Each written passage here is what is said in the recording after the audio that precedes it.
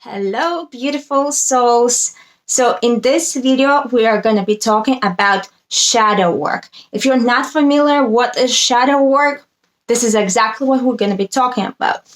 We will talk what is shadow work and why it is so important for your spiritual evolvement to raise your consciousness. And also, I'm going to be sharing with you how exactly to do the shadow work.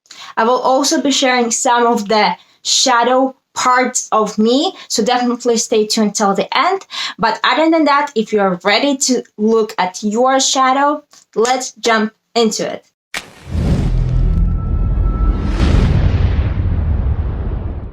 Welcome back to Spiritual Selfish Channel, where we focus on you so that you can raise your vibration and become conscious creator of your own life. If you're new here, my name is Kristina Day, and I'm your host here. Now, guys, in today's video, as I mentioned to you already, we're looking at the shadow.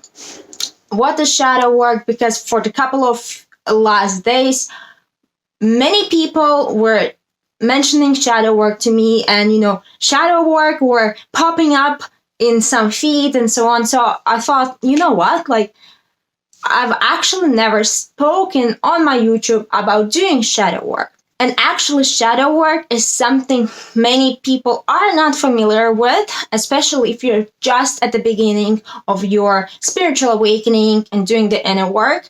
I've been in the self-development and self-growth and self-improvement niche and studying and researching this for 10 years, but it's only about 2-3 years that I'm familiar with shadow work, and I've been doing shadow work myself. And before we jump into what is shadow work, if you find this content helpful and the topics are resonating with you, are supporting you on your journey, give this video a thumb right now. It really supports this channel. Did you click it? I'm kidding. But thank you guys. Really thank you for all of your support, for every subscribe, for every like, for every engagement and comment. It really helps for me to see that it's helpful, but also teaches the algorithm that it is helpful. There's a link for donations down below as well. It's always appreciated if you feel called to support this channel, to support my work. But other than that, let's start with what is shadow. So for those of you who might not be yet familiar with the terminology of shadow work, it's basically looking at that part of you that is in the shadow. It is that part of you that is not in the light. I'm like, really, I'm like a Captain Obvious. But it's basically doing the inner work, doing the spiritual work, the healing work around those parts that have been neglected by us. Those parts of us that we suppressed, that we hid. So hence it's in the shadow. It's not visible. It's in the dark. It's those parts of us that we think that are bad or wrong and that they do not deserve to be seen by the rest of the world. Some of the examples might be, suppressed emotions, parts of your character, some of your desires, or, your inner child can be in your shadow because you do not accept your inner child, right? So usually it comes, again, because I'm showing quotes, bad or wrong. There's no right or bad, right or wrong, good or bad. Those are just emotions, right? However, why we label them as bad? Because in our childhood or adulthood, anywhere in the past, we have had experience when we expressed something, that part of us, and it was rejected by outer world, by usually our parents or, caretakers, or in school, maybe, fellow classmates and so on and so forth. So for example, you might be like very loud kid or something, and someone tells you, don't do that, like, it's not nice, like you should be quiet, keep your mouth shut, like, don't scream, it's very inappropriate to scream, and so on and so forth. And you create a belief that it's bad to be loud, it's bad to express, hence you push that part of you down and down, and you ignore it. right? But we have to remember when we suppress those bad emotions, some people will suppress their sexuality because it's considered bad or wrong or sinful, right? Or some people will suppress their anger, their, again, expressiveness. But again, we have to remember when we suppress our anger, when we suppress our sexuality and other things, we suppress with them both sides. So anger is one side, but at the same time, it's passion. You're suppressing passion with your anger. You're suppressing your creativity with your sexuality, right? There's so many things that goes beyond, that are happening beyond our eye, right? So basically, this is our shadow. Those parts of us that we do not accept and that we think there's something wrong with it. Now, what is shadow work? Shadow work is looking at that shadow things, looking at those emotions, looking at those parts of you that were suppressed. And what shadow work will help you is basically to accept all parts of you, to make peace with yourself, right? Because if we do not accept all parts of us as we are, we'll never be fully and completely happy with ourselves if we still think that there are parts of us that are bad or cannot be seen by the world, and we are afraid or in shame or feeling guilty for bringing up. So this is why it's so powerful to do the shadow work. It's basically you're freeing yourself, right, from your mental limitations, from your past programming. So one of the things, to give you an example, for example, many people like horror movies, or many people like drama, and so on and so forth. In reality, when we watch a movie or whatever we're watching, right, we're watching it for certain emotion, right? Either to have fun when watching comedy and look at drama, or a love story to feel those emotions of love, or when we watch horror to feel this, fear or whatever. What I also want you to understand and pay attention to is that usually people and what you tend to watch is usually what you suppress, because usually people tend to watch horror movies. I'll take that as an example. People tend to watch horror movies to experience those emotions of fear, being terrified, and I cannot really communicate this well because I don't watch horror movies, but basically people who watch horror movies watch this to experience those emotions. Why? Because our mind, if we suppress something, those emotions are still there. Those emotions are still seeking for the way out to be expressed. So one of the ways how people cope with those emotions is by watching something in real life, or gossiping or whatever, right? But let's keep with horror movies. People are watching horror movies to experience those emotions of terror or fear that they suppressed. But it's safe to experience this if I watch a horror movie, right?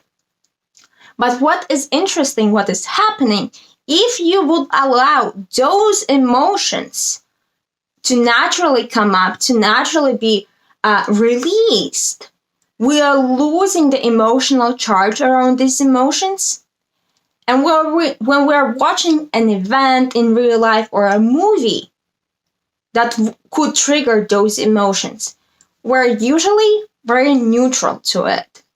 Where a lot of people will lose interest in horror movies, or in those any type of things that will cause them, that will trigger them to feel those suppressed emotions. Why? Because it was expressed. So if you're seeking subconsciously some way to experience some sort of emotions, it's very likely that those are also being suppressed within you. Because when you express those emotions, you become more full and complete in terms of your energetical vibration, right?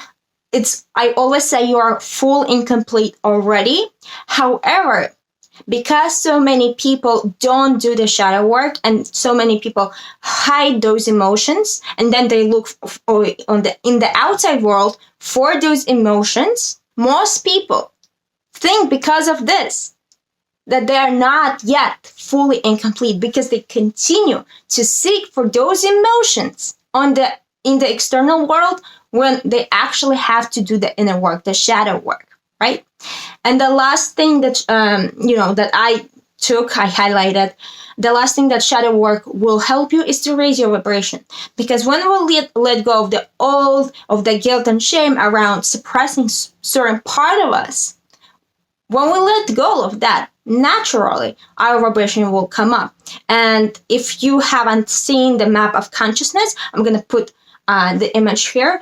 So this is the scale of map of consciousness. When we let go of guilt and shame and anger or any other lower emotion vibration, our vibration becomes naturally higher, because we're naturally vibrating at the frequency of love. If you also want to understand better why it's important to raise your vibration, I have I have recorded another video full about map of consciousness and why it's so important to raise your vibration. So check that out. And the last part of the video is how to do actual shadow work. So first, we have to understand what is our shadow. What is our shadow? What are the emotions and things we suppressed and hid in the shadow? Because most of the time, people numb out so much that we are not even aware anymore what is in that shadow. We just don't want to look at it, right? So first question to ask yourself is, what I don't accept about myself? What are just those things that I'm judging in myself or I don't like about myself? So to give you an example of the shadow work that I did some years ago, is I had this belief that I might be a problem for people just by being myself, that I'm not wanted, due to past experiences in my life. So I suppressed myself, and I always try to fake myself so that I'm nice, that everyone is happy with me, because I was afraid that I will upset in some sort of way someone, right? So it took me quite a work to realize that I'm not a problem, and so on and so forth. And I'm going to give you some questions to ask yourself as well to help you heal your shadow, right? And bring it out. Another question to ask yourself, though, before we go in the process, is if you are struggling to find what are the things that you're not accepting about yourself, is look at other people, and those people whom you actually don't like, those people who trigger you. Usually it's those things that you don't accept in yourself will be triggering you in other people. So for example, if someone is very loud and expressive and you are triggered, most likely you are triggered because you are not accepting this part of yourself, which is fun and expressive, because you think that it's bad, right? So when you have identified, and best is to grab a journal and start writing down your triggers, and then to work through your triggers and shadows one by one, right? So the first question I will ask you, or if it will be in a call, or you ask yourself, when you find that trigger in another person.